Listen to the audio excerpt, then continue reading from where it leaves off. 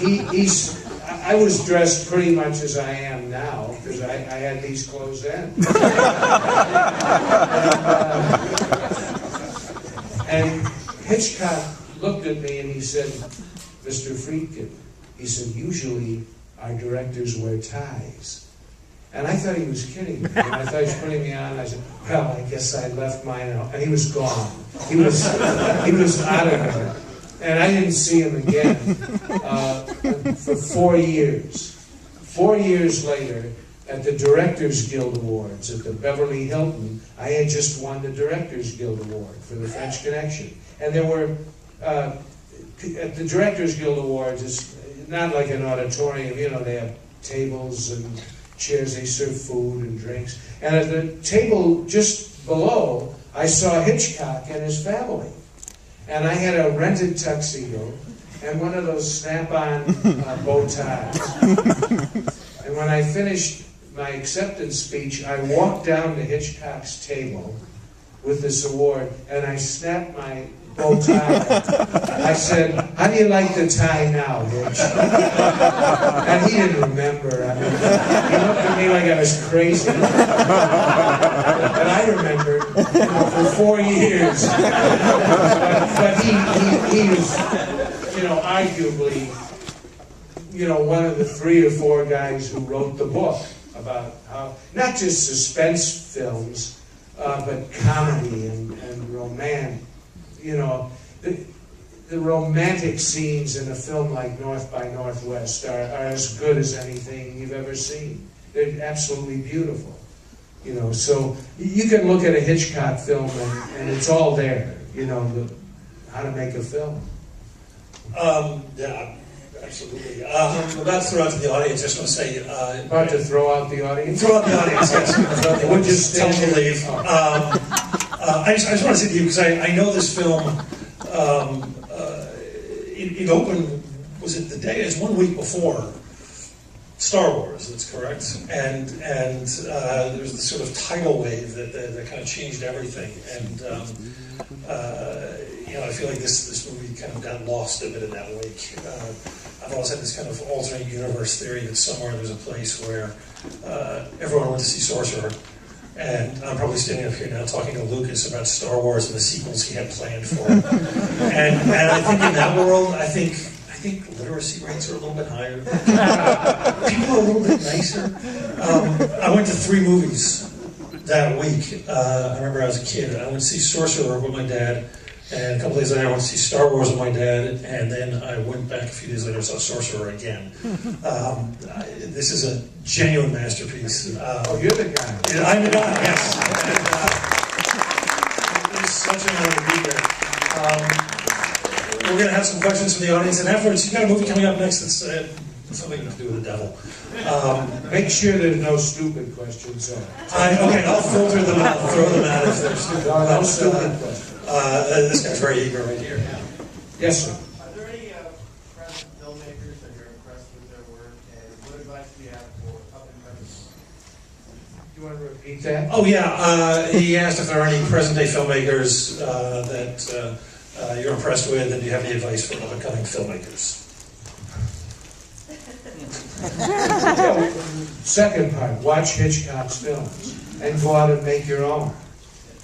Everybody starts by imitating somebody else, unless you come from somewhere where you've never gotten a chance to see a film, you know, and you're just like, come at it like as a primitive or something. But most of us start out by seeing films by other people that we like, and we start out by imitating them, and then finally, if you're around long enough, you learn how to do something your own way. To the first part of the question, I certainly like a lot of the Coen brothers' work, very much. Oh, I wanted to say, have you seen True Grit? You must have. Yeah. I think they're kind of fun at you, too. The scene... I didn't reminded me. True Grit. I really didn't. I thought the scene with Jeff Bridges carrying her off to the doctor at the end felt so much like the last scenes of Roy Scheider. Well, I love the Coen brothers and a lot of their work. I wasn't that knocked out to be honest with you, by True Grit, but I think they're really great filmmakers. There's a guy called Paul Thomas Anderson who hasn't made a film for a long time. I think he's the real deal. I just saw The Fighter. I think it's great. David Russell. But I still watch a lot of the films that originally got me interested in becoming a filmmaker. I don't see a lot of new films, although we have a screening room. I like to go to the theater, but I love The Hurt Locker. I thought that was a great film, and I think that she's as good an action director as there ever was. I mean, she is a magnificent director of actors and action.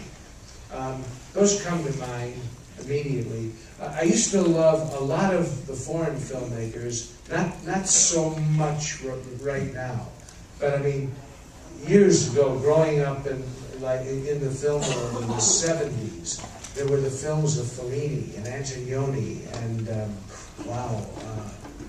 the Three Stooges, Abbott and Costello meet Frankenstein. No, great stuff. Bertolucci, Last Tango in Paris.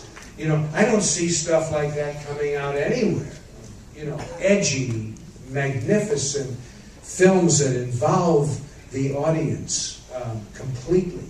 But I remember the 70s as being that sort of the time, and the 60s. And most of the filmmakers of my generation were profoundly influenced by these foreign filmmakers. Who in that period, of your peers at that time, were you kind of most either admiring of or most kind of looking over your shoulder going? No, we didn't have... The people that I was friendly with or that I admired or worked with, like Francis Coppola, we never thought of film as competition. I still don't. The Academy Awards, for example, is the greatest promotion an industry ever devised to promote itself. But there is no such thing as a best anything. It's all subjective. I mean, if 5 actors played Hamlet, you might be able to say, this one was better. Still don't think you would be able to. I still think it would be completely subjective. 5 actresses playing Joan of Arc. Which one is the best? Who knows? Well, were there any of your peers at that point who just kind of left you breathless? Guys working in this country? Well, yeah. Coppola's, obviously The Godfather, the 2 of them, and Apocalypse Now. And Traitor. And The Conversation. He is a magnificent filmmaker. He chooses to be a winemaker now, though. But that's true. His wines started out tasting like shoe polish. Now they're pretty good. There and back, young lady. Alright, I got a stupid question. She has a stupid question. A stupid question? I'll filter it and throw it out here. Okay, was The Exorcist based on a true story? Was The Exorcist based on a true story? And did any strange things happen during the making of the film? You got about an hour?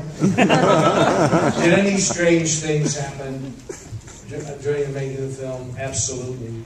The film was based in large part, on a case in Cottage Park, Maryland in 1949 that's on the front page of the Washington Post in 1949. You can Google it and read the story. And it describes the possession of a 14-year-old boy in Mount Rainier, Maryland. It was actually in a suburb of Mount Rainier called Cottage Park. And Bill Blatty, who wrote The Exorcist, was an undergraduate at Georgetown in Washington when this case happened.